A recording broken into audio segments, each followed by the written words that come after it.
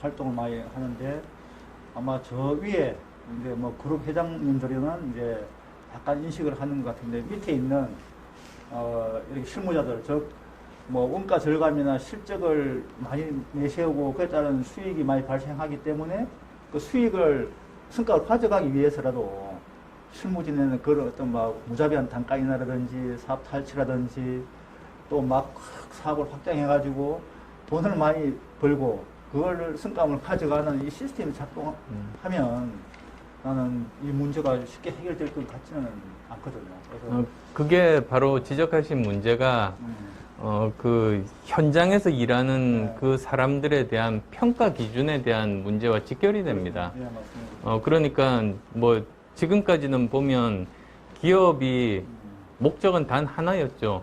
기업의 수익 창출.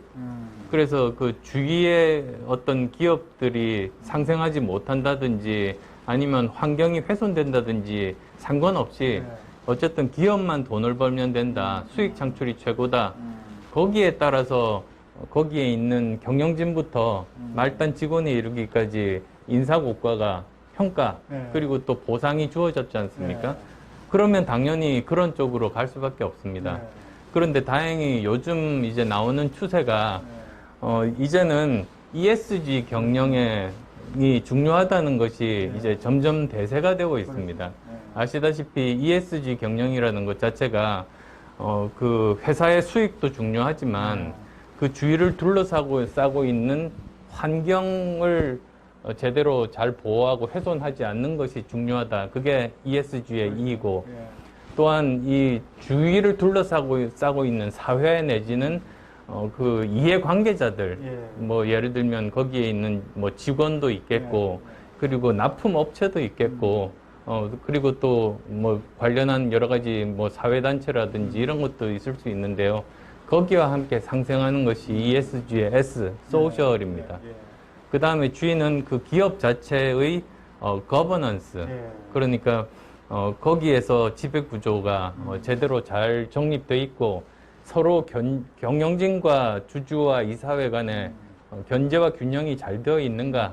이제 그런 것들이 기업이 영속하는 데 중요하다는 거죠.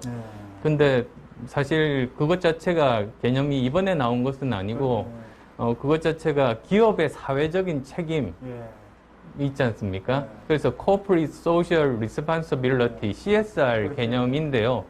사실 CSR 같은 경우에는 그 좀 개념적이었습니다. 주위를 생각하는 경영을 해야 된다. 그런 개념이었었고 ESG는 차이점이 이걸 그 계량화하고 숫자로 나타낸다는 점에 있습니다. 그러다 보니까 ESG 투자라는 말도 나온 것이 거기에 있는 숫자를 보고 거기에 대해서 객관적으로 평가하고 투자를 할 수 있는 것이 가능해진 거죠.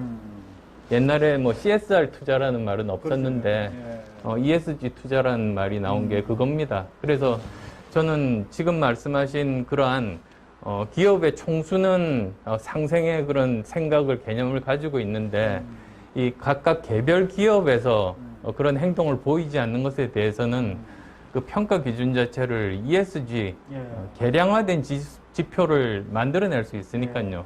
거기에 대해서 평가하고 보상을 하는 시스템으로 만든다면 그게 이루어지지 않을까 생각합니다. 그러니까 아마 차기 정부에서는 그 ESG가 실질적으로 어떤 기업의 뿌리 좀 깊숙이 내리도록 뭐 어떤 국민연금이니 뭐 국책은행이 이런 걸 통해서 좀 체크하고 좀 실행될 수 있도록 하는 게 참 중요하겠다는 생각이 그게 사실은 세계적인 추세고요. 전 세계에서 가장 큰 그 투자 업체가 그 블랙스톤 아니겠습니까? 블랙스톤은 아예 그 전체 그 투자 회사들의 그 기준을 그렇게 정했습니다. ESG 지표에 따라서 투자를 하겠다고 이미 정한 바가 있습니다. 그러니까 자기는 정말 차기 정부에서 많은 기대가 됩니다.